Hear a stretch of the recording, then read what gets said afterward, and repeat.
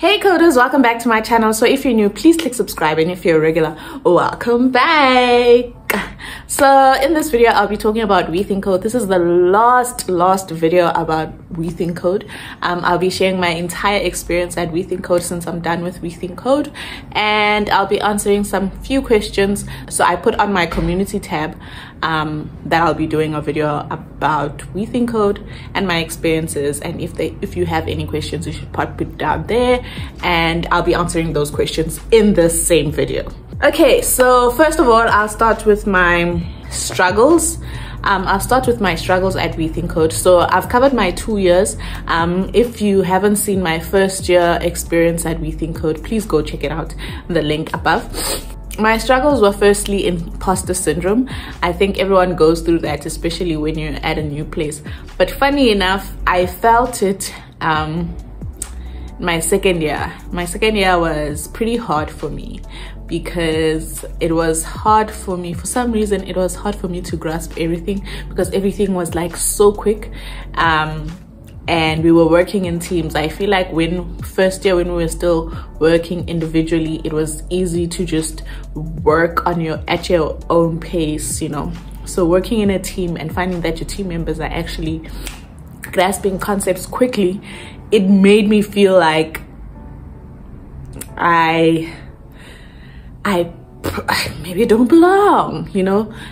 It was pretty hard for me, especially the last few weeks, having to juggle everything, making sure that the past videos and everything are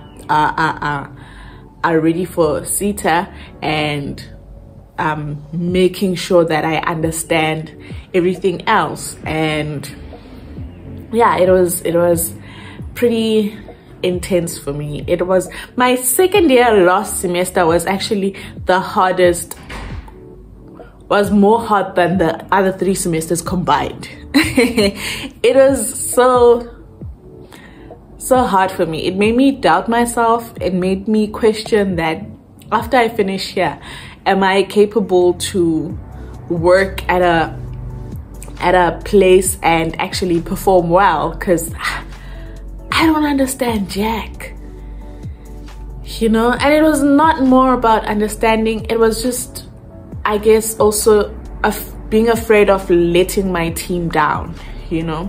So that was my struggle, imposter syndrome. And another thing, excuse me, was navigating what I actually like. You do a lot of things at WeThinkCode, and you meet people and they introduce you to a lot of things. So I was not sure whether I want to pursue DevOps. At the time when I was doing a particular thing, I was like, okay, I'm gonna specialize in this. When we started with Python, I was like, I'm gonna be a Python dev. And then when I was a team lead and we did DevOps, I was like, I'm gonna be a DevOps engineer. And then a friend of mine introduced me to cloud engineering, and you probably have seen my video about cloud. And I was like, I'm interested in cloud engineering. I'm gonna be a cloud engineer. And at some point, I was very interested in software testing. So because you're exposed to a lot of different things, you don't really, I don't know, for me it became a bit hard to navigate exactly. I think going at WeThinkCode, I just wanted to be a software developer, and you get there and then there's just a whole lot of things that you can specialize in. A lot of people just know that, okay, I'm gonna be a dev all the way.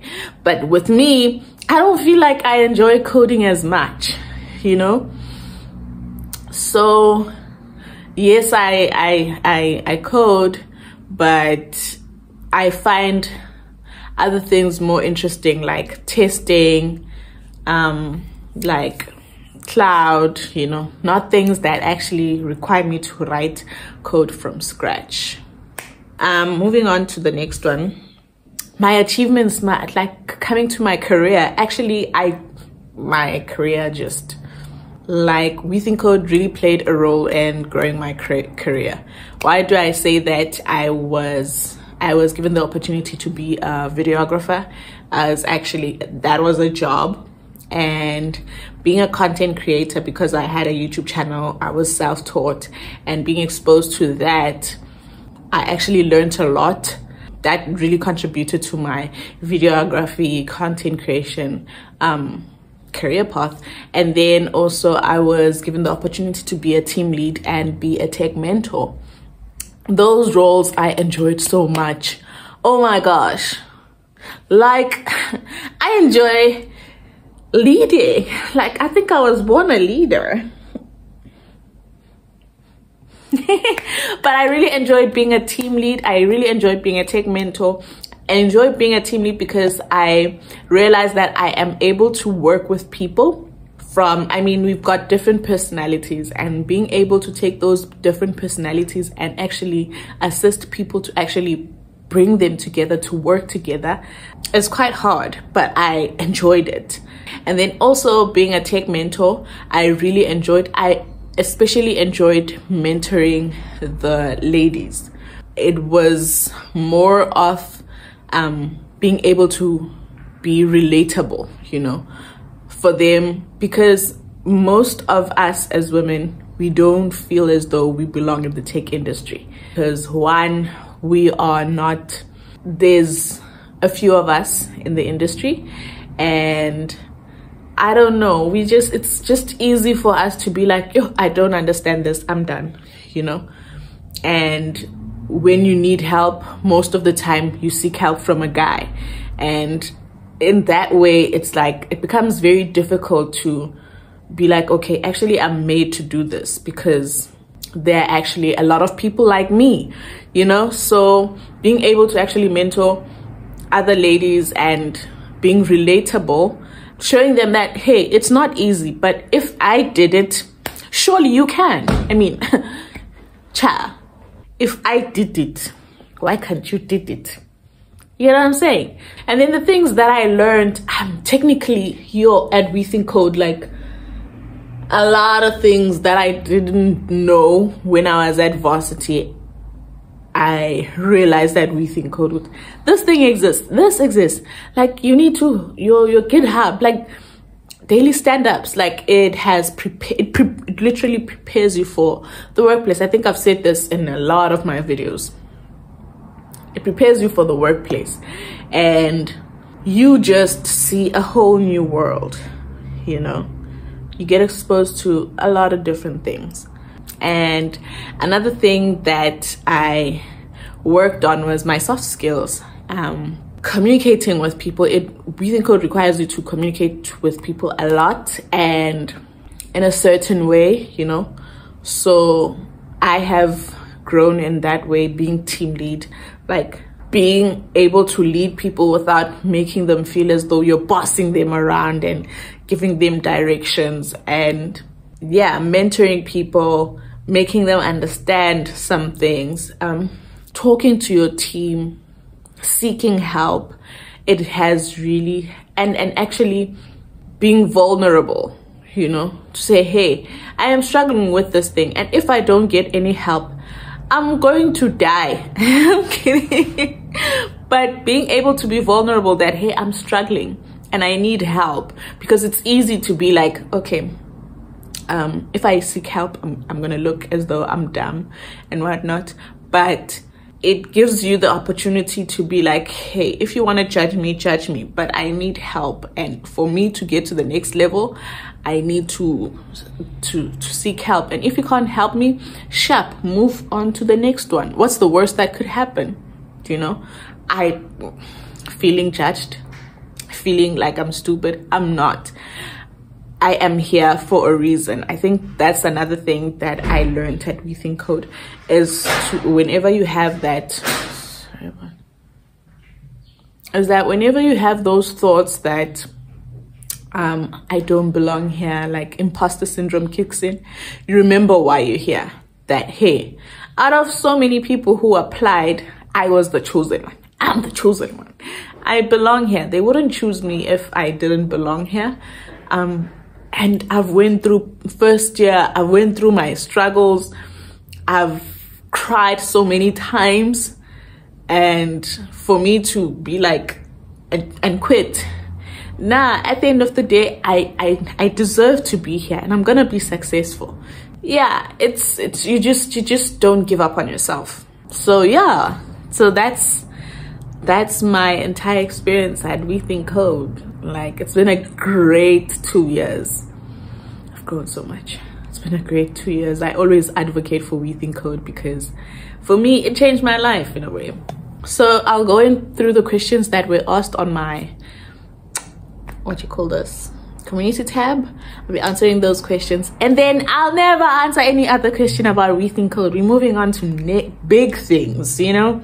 Okay, so the first question is, have you ever struggled with working with others, and tips for those who aren't social when they enter bootcamp? So I never really struggled, because the first time I walked in at WeThinkCode, like, people were so friendly. People were so friendly, and coming from UJ, I was very socially awkward. You guys, if you watch my other video, you know my story that I didn't even make friends. So it being an institution where it's a peer-to-peer learning environment, I was like scared going there that it will be very hard for me to work with people. It will be very hard for me to socialize. So yeah, but the first day I walked in there, when I got screened, the guy was so kind. He was like, hey, how are you? What's your name? I think he asked me my name. No, he didn't ask me my name. He was like, hey, how are you feeling? Are you nervous? And I told him, I'm nervous. Like, nah, you gotta be fine. You know, he put the tag, and then I went to another lady who took my documents, and she was very kind as well. She was like, hey, how are you? Are you nervous? You know, so that put me at ease that, hey, it's not gonna be that bad. And then I was put in a team, and then 2 older guys arrived. They were in the same team, and when they got there, they were like, hey, what's your name? Like, hi, my name is Nwantu, blah blah blah. And then we talked about our experiences and if we've got prior coding experiences, and they expressed how one of them, it was a career change for them, so they knew nothing about code. And then another was like, yeah, I've done like HTML, blah blah blah blah blah. So that set the tone for my entire 2 years, that hey, it's not that hard. It's not that hard. So when we switched teams, because it was 2 weeks, our boot camp was 2 weeks, we switched teams, and then I was put with another lady. And the lady next to me she was also shy. She was also shy, but it was just easy then. I was like, hey, how are you?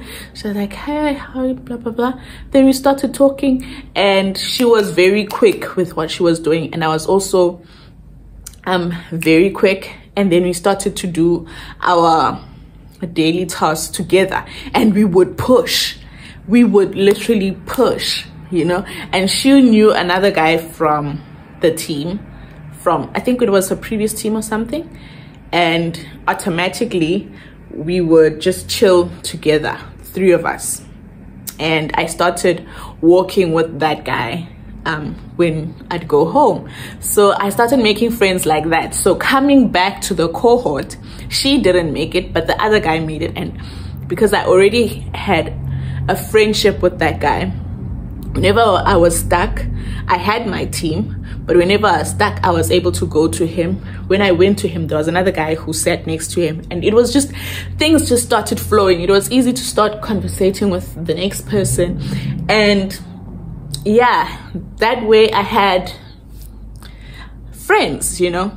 And you need that, because when you get stuck, you need to go to certain people, you know, and ask for help. But it was like so easy. The cohort, some people I just met at the kitchen. I would eat alone. First few weeks, I would eat alone. There's actually some girls who made there's actually some people who made a comment when they found out that I actually had a YouTube channel. And like, yeah, Papa, on your channel, but when we saw you, you were eating alone. It was like, what? So I would eat alone, and then someone would randomly come up to me, be like, hey, how are you? Hi, how are you? Blah blah blah. And then the conversation would start with, what were you doing before you came to WeThinkCode? That was our icebreaker, my icebreaker, you know. And conversations would start from there. Where are you seated? 4th floor, 5th floor? Oh, cool. I'll come pop by sometime to see where you're sitting. And then that's how a lot of friendships started, and that's how I got a lot of help sometimes, and how I'd help other people, because it would be like, oh, okay, what are you doing? You'd pop up at someone's desk. Oh, so what are you doing? Maybe you're probably done. What are you doing? Oh, I did this. I'm struggling with this. Okay, this is how I did it. You know, explaining. I got around the social aspect of WeThinkCode, and I think that's the tip for me. Just start a conversation. Hey, how are you?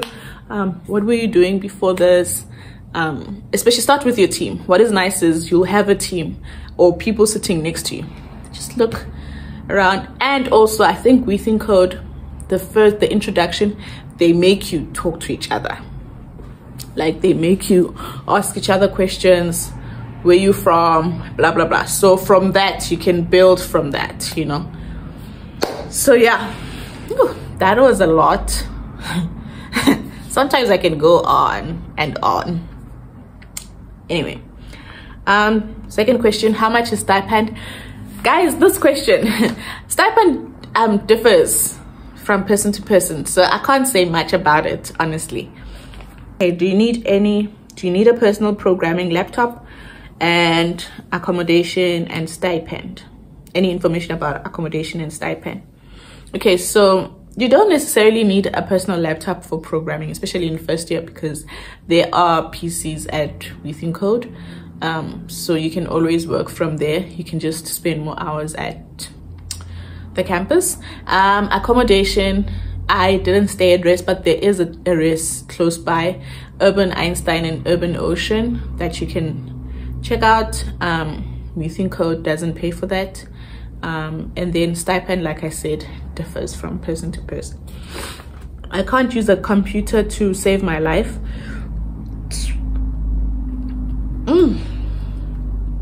How much of an advantage being able to use a computer is? Do you know of anyone at WeThinkCode who never practiced for bootcamp because of not having a computer?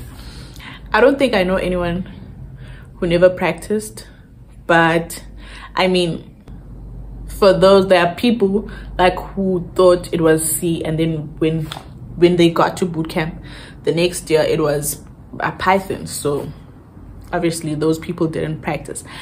So mostly it's how quick you adjust, you know. Okay, so tips for anyone who might be starting at WeThinkCode. My tip would be open to learning a lot, because there's a lot. So if you have prior experience, great, but understand that it's nothing like what you were doing, especially university, you know. The theory that you got there, great, it's gonna help you, but be open to learning a lot. I'd say be yourself. Be yourself, make friends,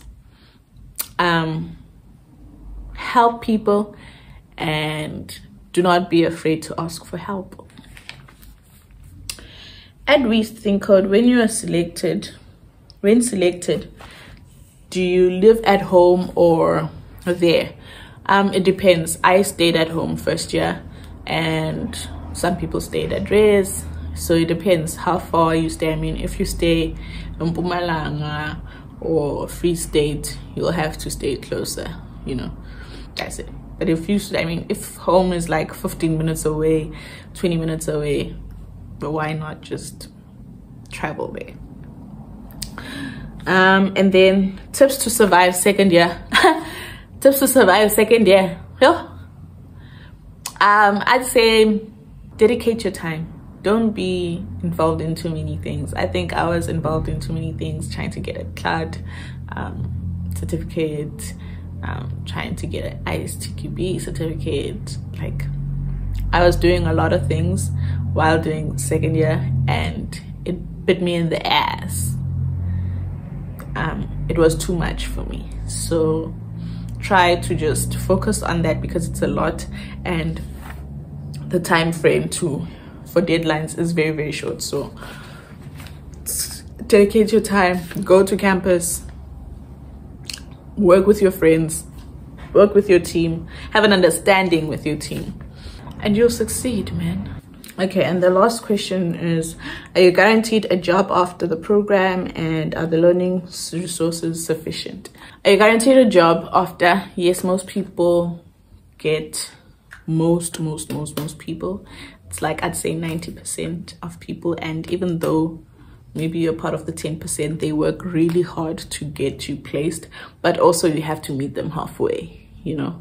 So you need to make sure that your work is up to date, and when internship time comes, you are ready, you know. So yeah, you just need to meet them halfway, but then otherwise it's guaranteed. And also you need to make sure that when it comes to interviews, because like they meet you halfway. Like, I can get you an interview, but I can't make you say the right things and make the company like you, you know. So you have to make sure that you meet them halfway. Are the learning resources sufficient? The learning resources are sufficient. However, it's much better to get other resources from Google, or some other people. It's always better to read what's given to you. Check on Google for more information. Check with your team what resources they use. But everything is sufficient, and that's how you make it. And then the last part is, if you're struggling with the program, I didn't get the last part, but it's in the terms of what happens. So if you're struggling, do they assist you? Yes, they do assist you, but obviously to a certain extent, you know. Yeah, that's all I can say. And then that's all for the video. Please give this video a thumbs up, comment down below, and do subscribe to my channel if you haven't subscribed. #road to 1,000 subscribers. Subscribe, guys, subscribe. And yeah, till the next time. Bye.